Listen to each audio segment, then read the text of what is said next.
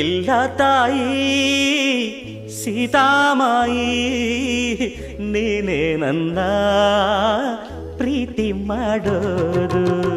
ಪ್ರೀತಿ ಮಾಡಿ ಅಡಿಗೆ ಮಾಡಿ ತಿನಿಸೋನಲ್ಲ ಎಲ್ಲೂ ಇಲ್ಲ. ತಾಳಿ ಕಟ್ಟಿ ಬಾಗಿಲು ತಟ್ಟಿ ಕಾಯೋರೆಲ್ಲ ನಿಮಗೆ ಬೆಲ್ಲ.